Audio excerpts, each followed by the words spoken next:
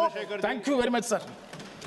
धन्यवाद सभापति जी कि आपने मुझे औद्योगिक संबंध संहिता संशोधन विधेयक 2026 पे मेरी बात रखने का मौका दिया। किसी को क्या बताएं कितने मजबूर हैं हम, बस इतना समझ लीजिए मजदूर हैं हम। सभापति जी, मजदूर का पसीना सूखने से पहले उसको उसकी मजदूरी मिल जाए, ये बहुत महत्वपूर्ण है।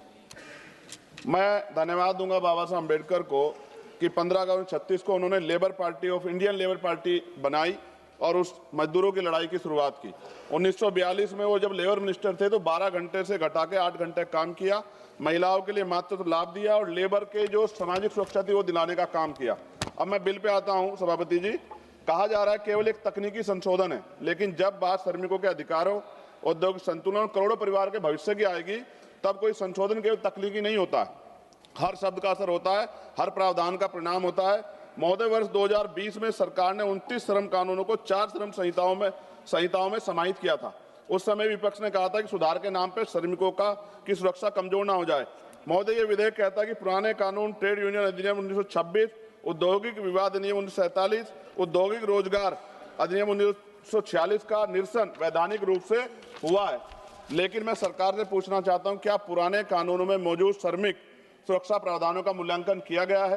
क्या राज्य और श्रमिकों संगठनों से व्यापक परामर्श हुआ है? क्या अस्थायी आदेश अधिनियम के तहत श्रमिकों को मिलने वाली सुरक्षा कमजोर की नहीं हुई है? क्या जिनके लिए कानून लाए, क्या उनसे आपने कोई चर्चा की है? क्यों ट्रेड यूनियन हड़ताल पे है?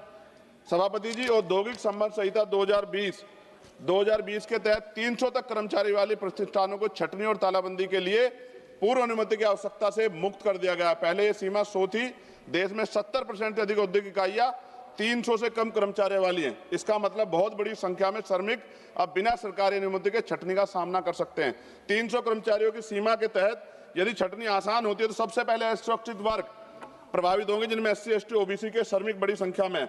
मेरे संसदीय क्षेत्र नगीना में विश्व प्रसिद्ध लकड़ी नक्काशी उद्योग के लिए जाना जाता है। वहाँ हजारों कारीगर छोटे उद्योगों में काम करते हैं। सभापति जी, श्रमिक व पारंपरिक हुनर से जुड़े इस परिवार इस कानून से प्रभावित होंगे। हमारे क्षेत्र की अधिकांश इकाइयां 50 से 250 इकाइयों कर्मचारियों के बीच हैं। यदि 300 की सीमा के तहत छटनी की अनुमति बिना पूर्व स्वीकृति के दी जाती है तो इन छोटे उद्योग में कार्यरत श्रमिकों की नौकरी की सुरक्षा पर सीधा असर पड़ेगा।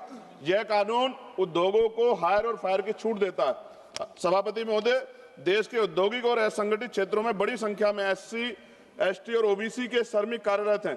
सरकार ये सुनिश्चित करे कि औद्योगिक विवाद समाधान तंत्र, गिरवांश, रीडर सेल, कमेटी और ट्रेड यूनियन संरचनाओं में इन वर्गों का पर्याप्त प्रतिनिधित्व रहेगा। रोजगार निवेश से आता है, निवेश मांग से आता है और मांग आय से आती है और आय स्थिर रोजगार से आती है। सभापति महोदय, हम सुधारों के विरोधी नहीं हैं, हम अस्पष्टता के विरोधी नहीं हैं, लेकिन हम ये चाहते हैं कि श्रमिकों के अधिकार सर्वोपरि हो, रोजगार सुरक्षा सुनिश्चित हो, यूनियन की स्वतंत्रता बनी रहे, राज्यों की भूमिका सम्मानित हो। नगीना के कारीगर केवल मजदूर नहीं है, वे हमारी सांस्कृतिक विरासत के संरक्षक हैं। उनके हाथों की कारीगरी भारत की पहचान है। यदि औद्योगिक कानूनों में बदलाव से उनके रोजगार में स्थिरता प्रभावित होगी तो यह केवल आर्थिक नहीं, सांस्कृतिक क्षति भी होगी। सभापति महोदय, खत्म करते हुए, यदि सरकार वास्तव में श्रम सुधार को समावेशी बनाना चाहती है तो यह सुनिश्चित करना होगा कि SC, ST और OBC श्रमिकों को सामाजिक सुरक्षा, बीमा, पेंशन और न्यूनतम वेतन का पूर्ण संरक्षण मिले। सभापति महोदय, अगर हम उनके साथ होने वाले अन्याय पे लड़ने का अधिकार ही छीन लेंगे तो फिर कैसे वो अपनी बात को कह पाएंगे? हम भी जब यहाँ हमें मौका नहीं मिलता है, कोई बात होती तो हम भी तो विरोध करते हैं ना।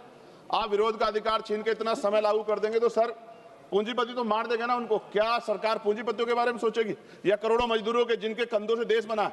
इसलिए मैं आपसे आग्रह करता हूं, मैं इसको अपोज करने के लिए खड़ा हुआ हूं और मैं आपके माध्यम सरकार से आग्रह करता हूं इसमें उचित संशोधन करे जिससे कि श्रमिकों का नुकसान ना हो, उनके साथ अन्याय ना हो। धन्यवाद। जय भीम, जय भारत। अब्दुल राशिद जी।